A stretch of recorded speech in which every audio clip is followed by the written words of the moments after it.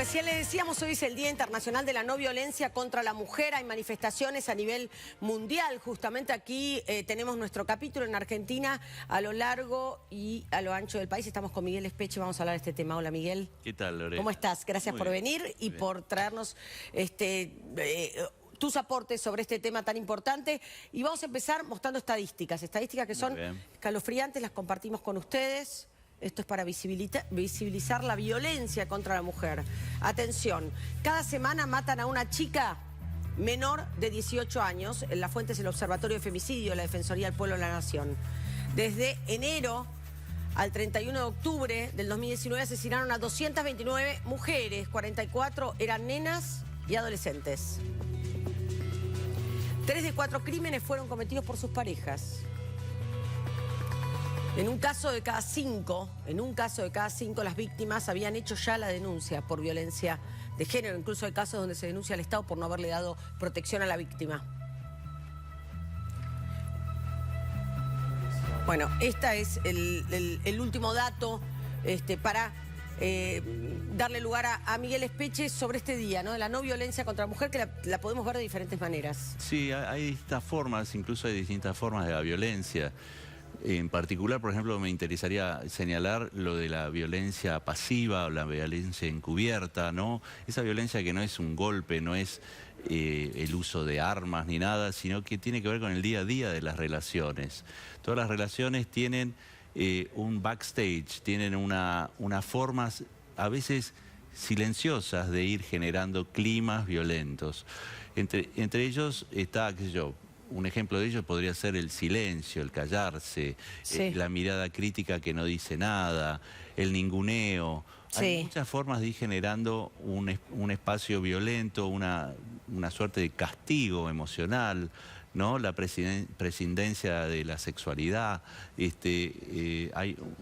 Porque a veces uno se queda encandilado con la foto, con la noticia ya del hecho de sangre.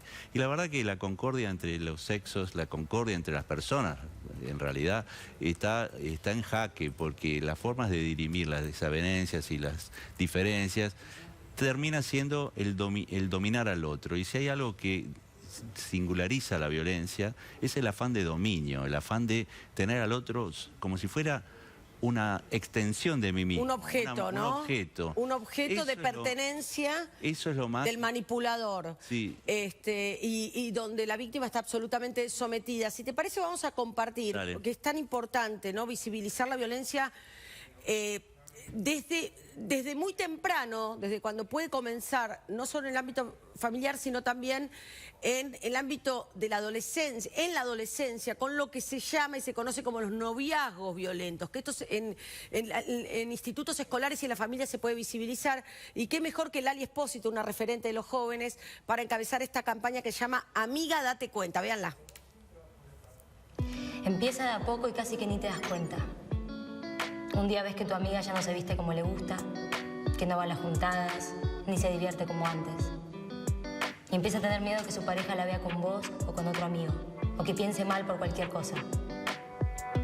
Decile, amiga, date cuenta. Es violencia. Vos podés ayudarla, escuchándola, acompañándola, sin juzgarla. Y si tienen dudas pueden llamar a la línea 144 desde cualquier parte del país. No tiene costo y es confidencial.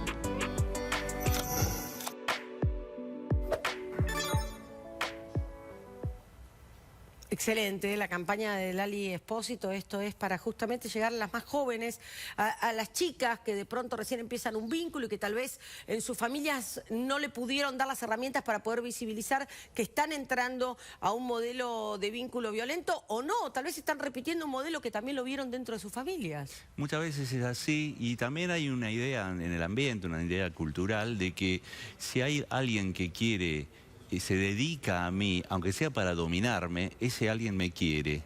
Y en un mundo de identidades frágiles, muchas chicas, muchas personas en realidad sienten que cuando alguien me quiere dominar, por lo menos me tiene en cuenta, ¿no? Y eso es una entrada de la violencia en el territorio del afecto. Y cuando uno se enamora de quien le está haciendo daño, es muy difícil salir porque se produce como una suerte de hipnosis, ¿no? Y se queda sometido la persona queda sometida a esa hipnosis y es un laberinto que justamente está bueno este tipo de mensajes para visibilizarlo y no solamente el golpe, porque acá lo espectacular, lo dantesco obviamente es la violencia explícita, pero el vínculo, violencia física, pero hay otro tipo de violencia que se da solapadamente y ese es el que este mensaje y otros y los profesionales estamos tratando de visualizar, porque se da en la cotidiana de muchísimas parejas, quizás los padres de estas chicas que ahora se enganchan con chicos que las quieren someter, esa onda de vigilar los emails del otro, de abrir el celular, todo tiene que ver con una idea de asociar el amor con la dominación. Claro. Y eso es muy dantesco y genera un enorme daño, porque esto de necesitar al otro y necesitar dominarlo genera justamente un caldo de cultivo para después las tragedias, ¿no? Claro. Y ahí es donde las personas no pueden salir, está bueno poner la mirada y entender que la violencia también tiene un lenguaje silencioso. Claro. Y hay que aprender a mirarlo y señalarlo como violencia, no para solamente ver la cosa punitivista, ver quién es el malo del asunto, sino para fortalecer las personas, porque una de las salidas del tema de violencia es el fortalecimiento del estado de ánimo de la persona que la vive, ¿no es cierto? Quien entra en un laberinto de violencia, de ser víctima de ese circuito violento y demás, siempre es frágil anímicamente. Y se sienten atrapados, ¿no? ¿Cuántos testimonios hemos escuchado, incluso en estas últimas semanas, decir: pagué un precio alto, pero recuperé mi libertad? En el caso de Julieta Prandi, por ejemplo, en el caso mismo de la denuncia contra Alperovich, la denunciante lo que dice es: sin darme cuenta quedé atrapada, estaba presa. Sí, por eso cuánto hay para aprender, cuánto tienen que aprender más allá de lo punible y lo execrable de la conducta del violento. La buena noticia, creo que yo, es que en el hecho mismo de señalar la violencia y salir de ese circuito, la persona aprende mucho y queda, por decirlo de esa manera, con anticuerpos para sus próximas relaciones afectivas.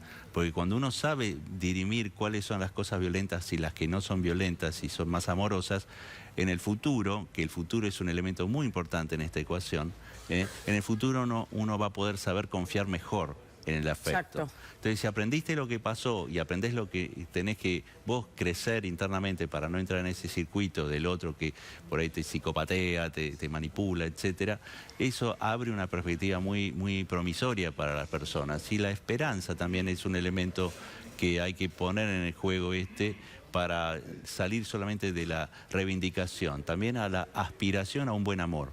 Porque Exacto. a nosotros nos están faltando como sociedad visiones de buenos amores. El buen amor vos fíjate que incluso decimos no violencia.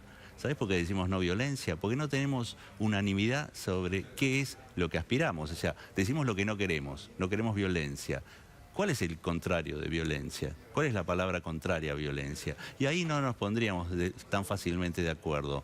El amor, quizás la concordia, el respeto, el entendimiento, ahí se abre el afecto, un enorme, claro, la vida plena, la alegría, un montón de cosas, ¿no?